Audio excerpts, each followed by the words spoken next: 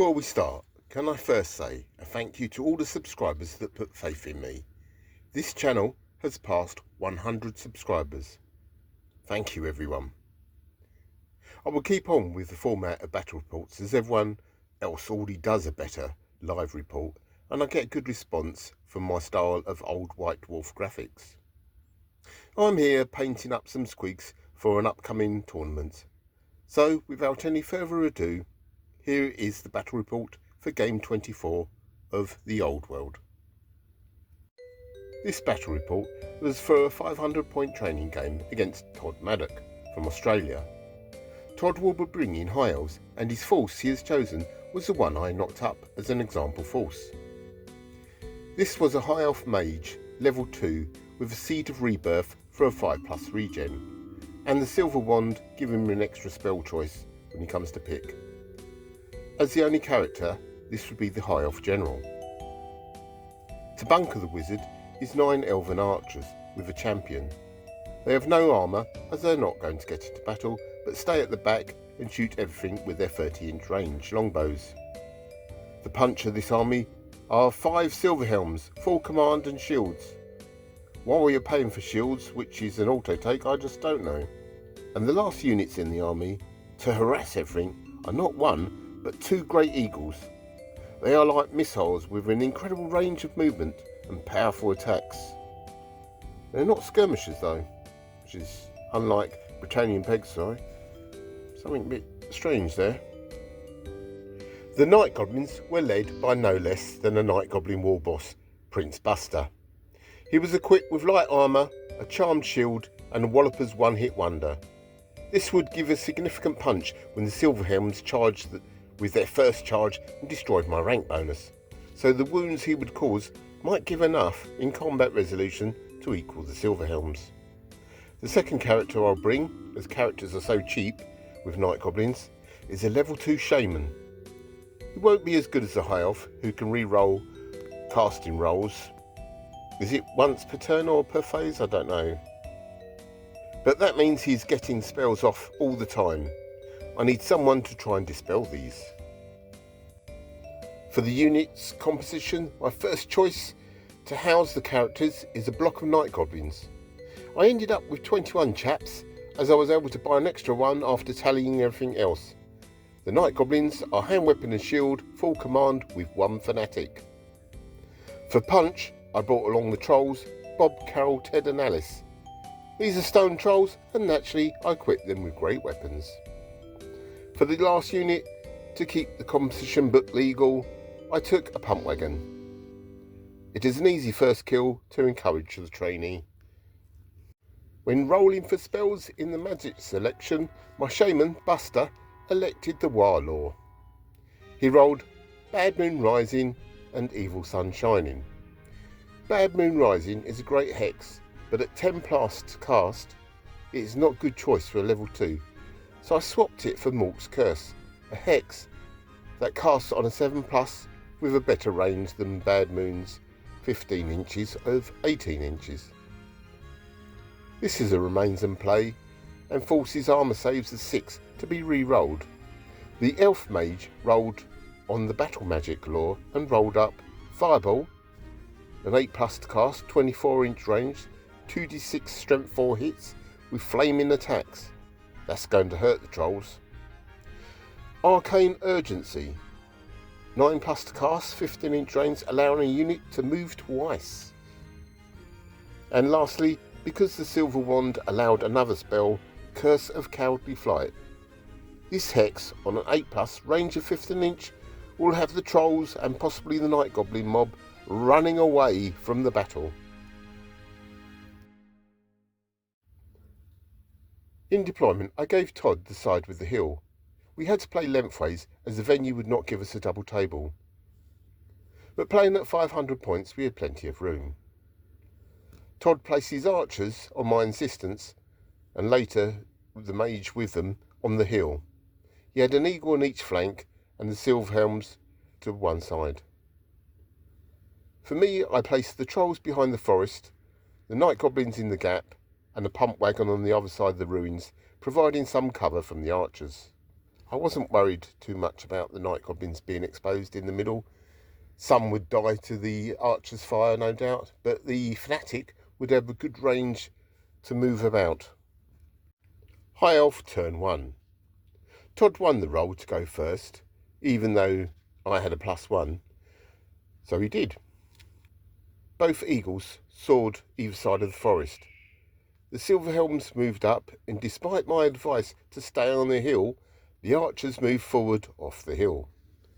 The mage cast arcane urgency on an eagle, but Todd couldn't perform what he was seeking with this extra move. In shooting, the archers selected the Night Goblin unit as their target, but the -1 for moving and the -1 for long range reduced their chances. Only 2 hits caused a wound, one of which was saved by a 6 for shields. Then Todd sent a fireball into the unit. He successfully cast this, and the shaman, being more than 18 inches away, could not dispel this. I tried a fated dispel, but to no avail. The spell went off and sent 6 Night Goblins to Mork. A panic test was needed, but the war boss was able to steady the crew. Wow, that hurt. With no combat, that ended his first turn. Night Goblin turn 1. At the start of turn, I tested the trolls for stupidity, and being within 12 inches of the war boss, they could use his leadership and passed. In the command phase, there was no point in attempting Mork's curse, as the only enemy unit in range was an eagle, and they don't have armour.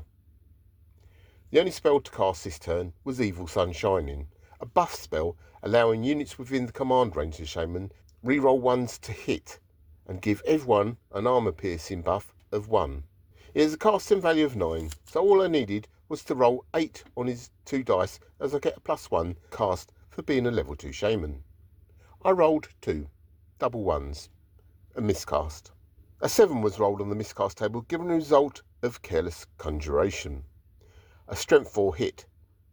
However, Mork must have been playing tricks on this miscast, as it only led to a 1 being rolled on the wound table. The shaman survives. I had to move the pump wagon first, as it moves in the compulsory phase, and there were no charges. The pump wagon moved 6 inches and was now out of cover.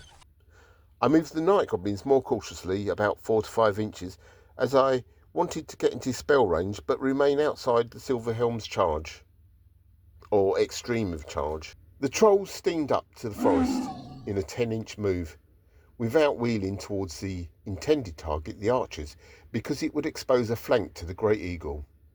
No shooting and no combat. End of turn 1. High Elf turn 2. The trolls were in range of Curse of Cowardly Flight. The mage fluffed his first attempt, but used his ability to re-roll his casting dice, and this time passed, even with the -1 for magical resistance. The shaman failed to dispel it, and the spell went off. Measuring found the trolls were still in the general's command sphere, and so the test was passed. In the movement phase, a charge was declared. A Great Eagle had a clear path to the Night Goblin unit, and the shortest route would put him in base-to-base contact with the shaman. The Eagle swooped in. This I thought a fair sacrifice. The Eagle would die, but the avian monster would slay the shaman anyway. Then the High Elves would have magical superiority. The other Eagle flew to take up position, threatening the flank of the Night Goblin force. The Silverhelms moved too close to the combat, in my opinion, in order for the archers to move and get a clearer shot at the pump wagon. In their shooting, a flurry of arrows hit the pump wagon, but the toughness 4 prevailed and only 2 wounded. Both these wounds were 6s, so with armour bane 1, the pump wagon had no save and was left with 1 wound. Unrelenting, the High Elf mage then cast fireball on the pump wagon. The shaman was in combat, and so was prohibited from attempting to spell. Fated failed.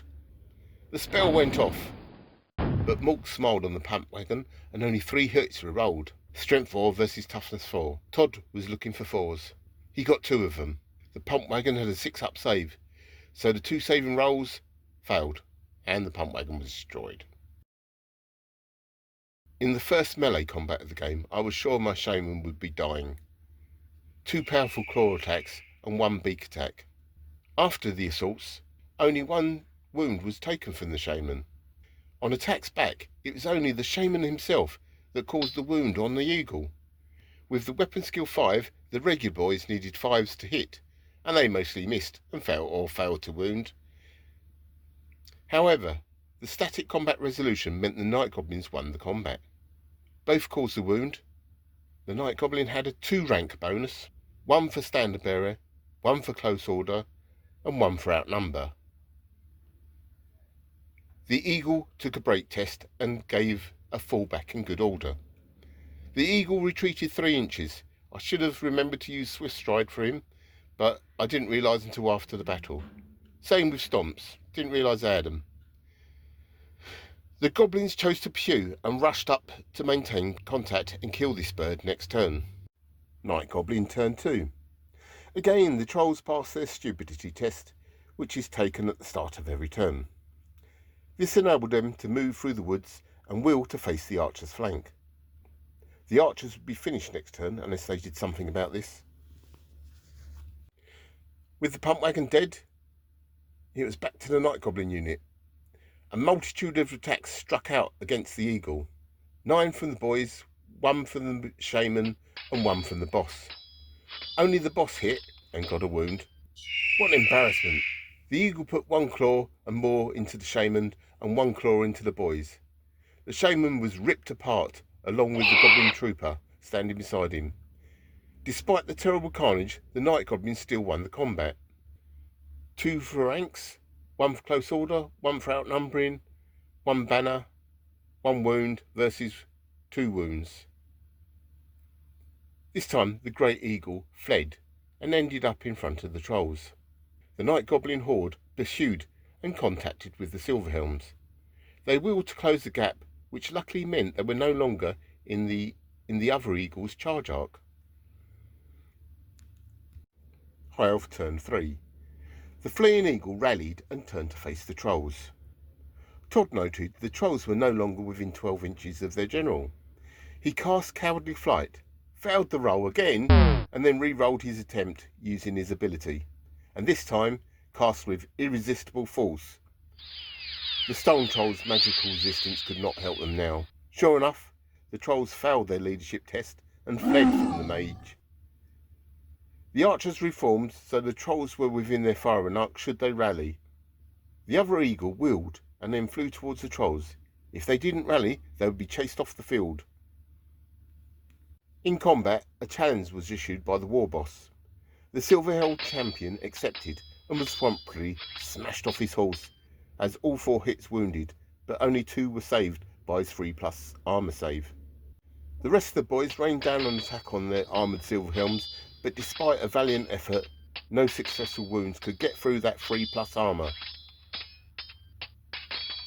3 boys were either trampled by hooves or felled by elven blades. With the combat result, both had a standard bearer. The elves caused 3 wounds. The goblins caused 2 wounds, because it's a challenge, 1 for wounding and 1 for overkill. The goblins had outnumber. The goblins had close order. The elves no longer had this because they were unit strength 8, and the goblins had 1 rank.